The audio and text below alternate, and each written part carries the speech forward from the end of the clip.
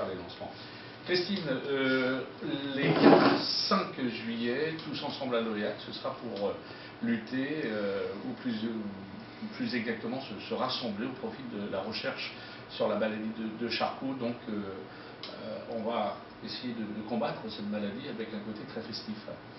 Tout à fait, c'est ce qui fait la force de notre association, ce sont des manifestations comme celle de l'OEAC, puisque nous sommes financés à 90% par des fonds privés, donc la générosité du donateur qui nous envoie des chèques, mais aussi par des manifestations qui ont lieu partout en France, et l'OEAC fait partie du trio des plus grosses animations, qui a un double jeu, au-delà de la collecte de fonds, qui a surtout un rôle de sensibilisation, puisque les personnes qui vont venir faire de la montgolfière, de la moto, etc., sont surtout sensibilisées à une maladie dont ils n'ont peut-être pas connaissance avant d'arriver. Donc c'est vraiment les deux objectifs qui sont intéressants pour nous dans ces manifestations-là.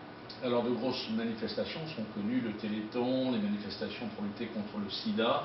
Vous et les gens qui sont touchés par cette maladie de Charcot, on essaye de faire la promotion, c'est ce que vous faites d'ailleurs, hein, pour venir en aide. Certaines maladies ont, j'allais dire, plus la conne, non, mais sont plus vendues que d'autres, sont plus populaires. On a plus de monde à venir se rassembler sur certains événements que d'autres. Et la maladie de Charcot, vous essayez justement de lutter et de rassembler le maximum de gens. Mais quelle que soit la cause, il faut la médiatiser, il faut en parler. Là aussi, pour un double objectif, un objectif de sensibilisation, parce que peut-être qu'en entendant parler son voisin de comment la maladie s'est déclarée, etc., ça peut aussi réveiller la conscience de certaines personnes et se dire, ah ben moi aussi il faut que j'aille consulter parce que je m'y reconnais, donc il y a déjà ce rôle-là. Et puis il y a le rôle de soutenir une association et une cause qui en vaut la peine. Hein. Après, chaque association utilise les moyens qui sont à leur disposition. Certaines ont accès aux médias, comme les deux que vous venez de citer. D'autres sont plus modestes, comme nous.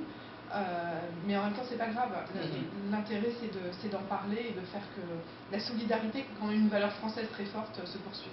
Alors, il y aura les 4 à 5 juillet à l'OEAC, en Ille-et-Vilaine, il y aura sa grande fête, d'autres manifestations peut-être à annoncer au long de l'année dans notre région, s'il y en a, s'il en existe. Alors, plusieurs manifestations tout au long de l'année en France, et au mois de juillet, les animations en Bretagne vont être assez riches, puisque dès le 21 juin, il y aura une animation à la chapelle Carreau.